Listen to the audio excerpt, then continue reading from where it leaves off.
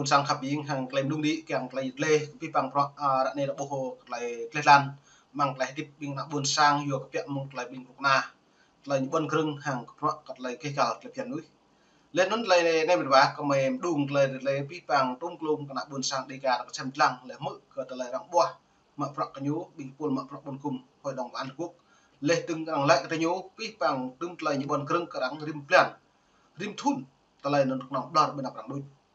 do nhật bẹ mong cái nó nhớ rằng ta bộ ra này lại một nào Việt Nam hàng nuôi bồn sáng lấy vật lần chạm thôi định giặt úc lại xịm le trầm cái nam tập năng một mà chạm thì chạm này lum nuôi nhiều cuốn tạc cái dân bẹ hành trệ do nó nhiều hil với mạng cái nào bồn sáng đầy gà ta này là thâu hiệu đăng đi bờ đạt thâu đã đi ra đoạn về đi nhất như này như hil bình nuôi từ vào mấy nụ chỗ bát thái như hil phong như lệ mạng mong bình nuôi chỗ bát thái bình nuôi của mỹ á lần chạm thì thâu đi bẹ dù nó như ép chính thuật mưu kế ta nhớ em bảo càng có lư cái lệ đoạn mông thải này bạc lệ này lần chặt Việt Nam lệ trong bạc lệ Việt Nam hiếm mã như ngã như biru bạc sang học bộ gia đình này như là biru 150 triệu lệ bạc định để mông thải này free mà nhớ lo làm ăn bị bạc nó như tập của mình là pi bằng ta lệ là này mình bảo dòng đẹp là lùm nước mất có là mình buộc đa số thành phần như lệ lúc cái nhầm lư cái lệ bạn này lần chặt Việt Nam đi mở là một bạc nên học một lệ nhưng mà thâu ta lại màu bạc tại những ngã bạc sang bây giờ sang tại ipo mệt vậy nó bớt sang vậy thâu nó có mày càng đặt lê cùng lòng mệt ni đi lấy tôm lôm màu video để làm điện nó có mày lại chun dòng trời đẹp là tụi bát thái vật tụi mỹ đi càng lệ hồi hương lại tụi bát thái càng lệ bộ nằm tụi khi được bỏ đi chặt Thái Lan này vừa lại cái nào nên mày để xem làm điện lấy video như giáo hôm nay kêu gọi nhân bắp nhỉ kêu gọi Việt Nam chớ hứa xuống về nhân quyền nó là Việt Nam lại là những bần cường và đập lọt nên mình phải xem đọc lại này. Nhân quyền quốc tế Human Rights Watch nói rằng việc Việt Nam cam kết cải thiện nhân quyền vẫn chỉ là những lời hứa suông khi đưa ra bài phát biểu của tổ chức này tại Hội đồng Nhân quyền Liên Hợp Quốc hôm 10 tháng 17 của Tổ chức Lao động Quốc tế về tự do lập hội và bảo vệ quyền tổ chức, nhưng nói rằng Hà Nội cần chứng minh việc họ tôn trọng quyền tự do lập hội và tổ chức bằng cách cho phép các công đoàn lao động thực sự hoạt động độc lập với nhà nước. Nhưng Human Rights Watch cho rằng việc quốc gia Đông Nam Á này hứa sẽ phê chuẩn Công ước 87 của Tổ chức Lao động Quốc tế chỉ mới là bước đầu tiên. Giờ nó lại bồi á, pi bằng pro nhận bần grưng cái lại nút lau đây hôm 10 tháng 7 thun lau đi. Xong đã bổ lại pi bằng này tốt hơn này lại bổ như thực thi sam đàn là ô. Nó bao nhiêu tôi lại những quan lại rằng pre mút nằm. Giờ rằng bổ lấy phương hướng tôi lại nhiều lại nhập hẹp. Bộ hẹp dần ở hựa xuống bên nạp rằng đôi. Giờ nó mưu kệ chính thuật như này chúng ta như ngạ. Nó nhớ nhầm plư cái nào buồn sang đấy. Cái nào buồn sang đấy có tùy ta đi cái lại trưng. Như vậy ngạ bia đỡ đạn thì nhiều hàng đi Hội đồng An Quốc nên luôn người tại nhà có vua cất rằng quan tâm với mạng cái nào buồn sạc đầy gà đó lại luôn người quân đầy gà là độ thì lần chặn Việt Nam thì một là cái nắp là một là rung rang một là nước bầu họa tập nặng đông nước cái nhiều tập nặng gì từ bầu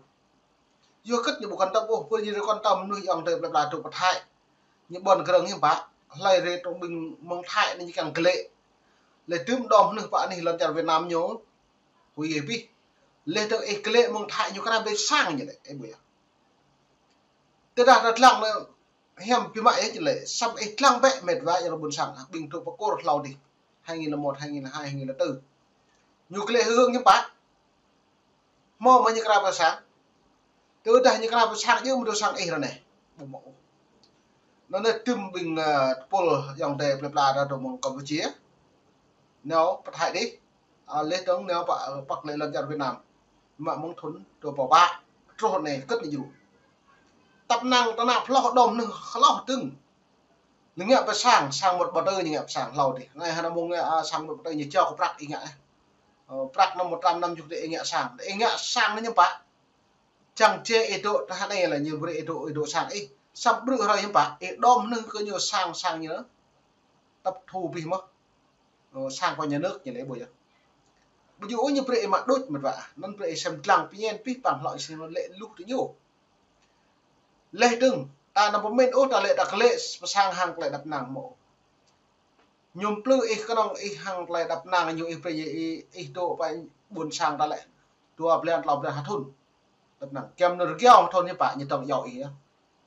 như giỏi nếu sạn này giỏi nếu huyện này giỏi nếu đánh cất màu prọn này prọn giỏi từ đây đồ khắp ấy như là chữ giỏi từ đây bộ khắp ấy là như kẹo ấy hiện tại bố mút hẹp với nhiều cái nào như ngại chứ đâu ấy gì lên nó nhớ mệt vả ca bữa lại nặng buồn sang tay ngạn nó bây anh đi hội đồng ban Liên Quốc có nhố bọn đơ đúng không bây nào bài chết cái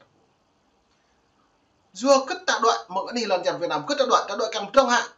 bơ đã tạo đoạn càng cần lấy nếu chàng Mỹ đối bơ đã tạo đoạn là nghệ sạch nên việc tập nhiên lòng phi phạm đoạn lòng càng lệ tôi có mồi pro mò mạng là dòng đề là một hai đúng không cái lệ bạn này lần chàng Việt Nam thì bình có độc nàng nhẹ và play pro vậy đó hoa đi được qua prak mệt thì nhẹ về cái sang prak có 10 lệ 150 thì hạ tiệm đo cả thầu lắm không xăm rê cái thì mày một cái tội thì nhiều mày hẹp lắm tôi nó xếp mà để đặt xếp cho nó trong mình ô trầm cái nệm nhiều cái đồ chung cái đồ chứ công sản để thao lấy phi bằng prak lau như càng ví ý như không mà nó lợi cái nhiều cái như ví ý từ đại vô mà lợi cái nhiều ví ý nó nào như chém chưa treo ấy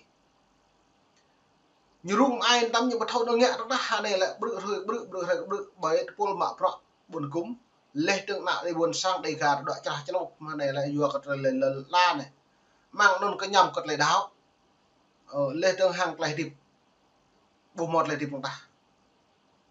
đa tha chơi lại mèo thun chụp thun đoạn chặt hại một đoạn coi chặt cô giờ nên Mỹ hà này là hạt địa đồng tổng thống Donald Trump hà này là dọn như rung với mãi còn hạt địa tổng thống Donald Trump này như cả một thao hiếm bại chiến lược tổng thống Trump này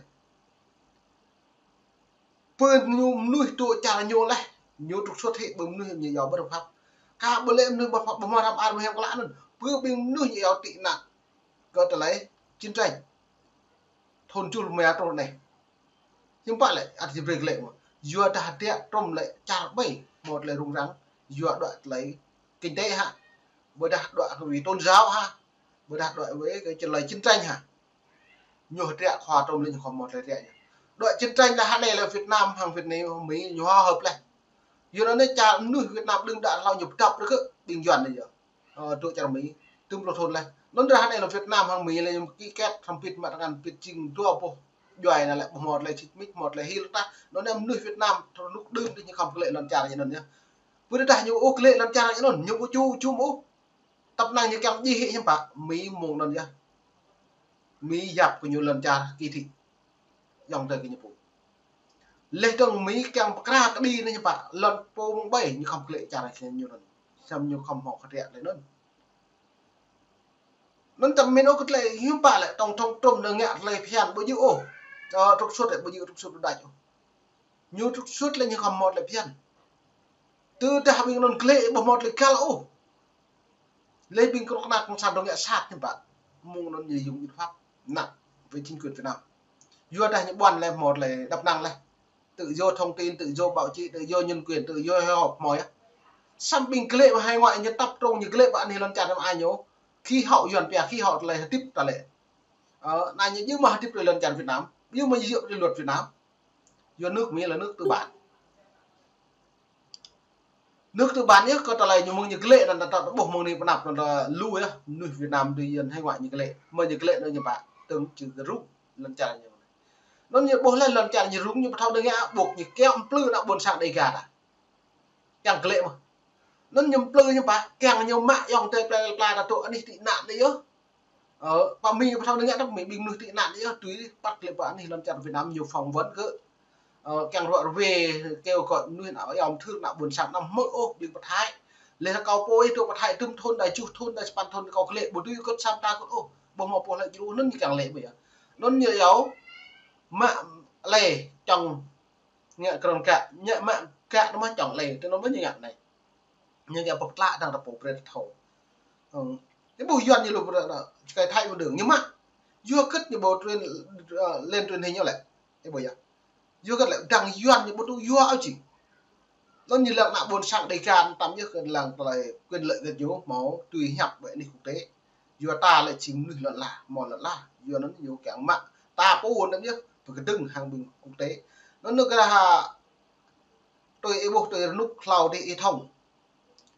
nếu phải học rồi có trả lại đạo buồn sảng năm tỉnh Tây Nguyên như lệ nuôi mọi tiếp hàng lần trả Việt Nam lại đang học sang kiện kềm mà hiểm lại sampai cho nyu ke kong sang ke kre phuak na bon sam ra bo pi le sang to lan pat dong lem nang bong hot le pro ma như bộ mộ giờ nó hạ này lại đang thư pi bằng pro đang kêu gọi là gọi là thư gọi là pro vấn đề cái nhân quyền này nó mời pre xem mượn bịa cái này là đang miền vã gọi là tổ chức nhân quyền hôm nay kêu gọi Việt Nam